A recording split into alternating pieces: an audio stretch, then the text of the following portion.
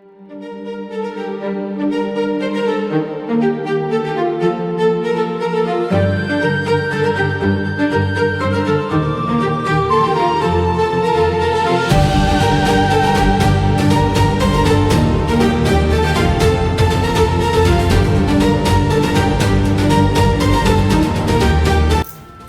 Sir, शोध इन्स्टिट्यूटमध्ये तुमचं स्वागत करतो. तुम्ही ज्या स्पर्धा परीक्षा क्रॅक केल्या, जे मोठं अधिकारी होत, मोठं यश मिळवलंय, यावर तुम्ही जी काही कष्ट घेतली आहेत अनेक वर्ष, तर तुमच्या अनुभवानुसार या विद्यार्थ्यांना आपल्याला काही शब्द तुमची जी त्यांना प्रेरणादायी ठरतील अशी आपल्याला द्यायची आहेत. तुमचा अनुभव त्यांना हवाहवासाच आहे. तुमच्या अनुभवाच्याच मार्गाने ते मार्गस्थ होणार आहे. यासाठी तुम्ही काय सांगू शकाल विद्यार्थ्यांना? नमस्ते सर, धन्यवाद. खूपच अवघड वाला क्वेश्चन घेतला पाहिजे. ठीक आहे. मला असं वाटतं की जर एखादं ध्येय आपण घेतलेलं आहे की आपलं ग्रॅज्युएशन कम्प्लीट झालंय किंवा त्याच्या अगोदरही मला ऑफिसर वगैरे बनायचं आहे, तर ते ध्येय पकडून जर आपण योग्य मार्ग अवलंबला तर निश्चितच यश कुठल्या ना कुठल्या मार्गाने आपल्याला मिळतंच, आणि ते स्पर्धा परीक्षा म्हणा किंवा अदर वेने पण मिळू शकतं. माझ्या विद्यार्थ्यांचा एक छोटासा प्रश्न आहे की सर मला युपीएससी करायची आहे, तर मग तयारी कशी करायला हवी? सर, ह्याच्यात 2-3 प्रकारे आन्सर येऊ शकतो. जर एखादा एक्सपोज अगोदरच झालेला असेल युपीएससी सोबत 10वी नंतर किंवा 12वी नंतर, तर त्या वेळेपासून सुद्धा आपण पर्टिक्युलरली अभ्यास करू शकतो. एक बेसिक फाउंडेशन NCERT बुक्स किंवा बालभारतीचे बुक्स वाचून. दुसरं असं आहे की जो एखादा वर्किंग प्रोफेशनल आहे, तर तो पण एक त्याचं वर्किंग हे करून बॅलन्स करून पण जॉब करू शकतो. आणि तिसरं फुल टाइम पण करू शकतो. साधारणतः म्हणजे आता मी जॉब करतोय उदाहरणार्थ, आणि मला आता युपीएससी करायची, एमपीएससी करायची, तर किती वेळ अभ्यास करायला पाहिजे? सर, कमीत कमी म्हणजे अलग अलग फेजेस असतात. प्रिलिम्समध्ये स्टार्टिंगला आपल्याला खूप सारं नॉलेज घ्यायचं असतं, खूप सारं वाचायचं असतं, कारण सगळं नवंच असतं. तर त्यामुळे कमीत कमी दिवसाला 6 तास तरी मिनिमम अभ्यास केलाच पाहिजे. बघा मित्रांनो, मिनिमम 6 तासाचा अभ्यास हा गरजेचा आहे. का तर सरांनी सांगितलंय की आपल्याला सुरुवातीच्या फेजमध्ये अधिकाधिक ज्ञान मिळवून घ्यायचं असतं, जे स्पर्धा परीक्षेला उपयुक्त आहे.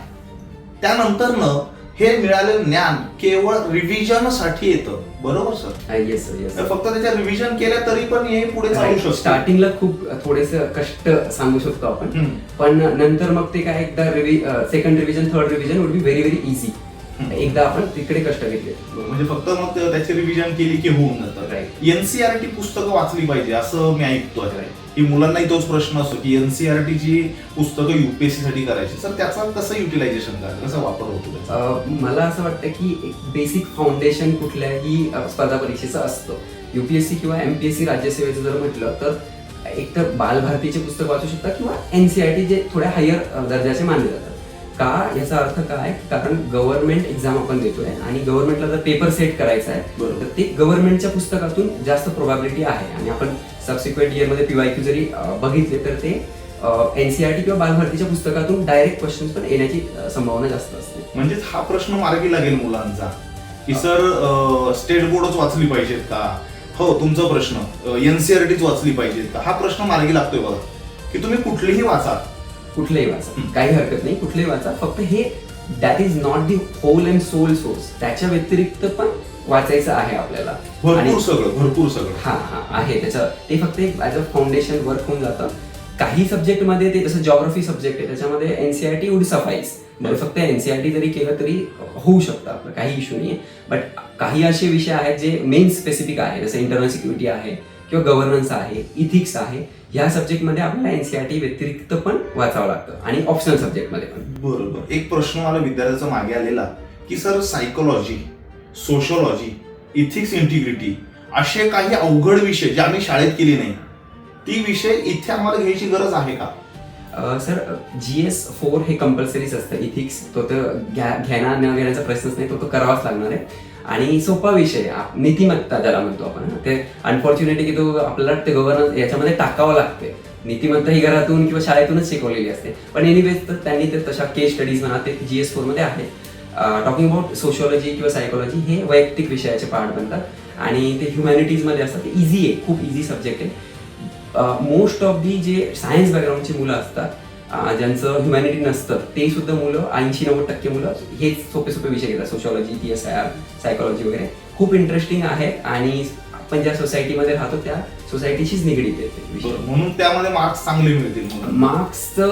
मार्क्स मी असं नाही म्हणणार, सगळ्या विषयांमध्ये मार्क्स जर आपण अभ्यास केला, जर विषयाला जर व्यवस्थित समजून घेतलं, डिमांड काय क्वेश्चनची किंवा त्या सब्जेक्टची, तर सगळ्या सब्जेक्टमध्ये मिळतात. हॅव्हिंग सेड दॅट, हेच विषय पुढे आकलनाला सोपे, लवकर सिलेबस कम्प्लीट होतो.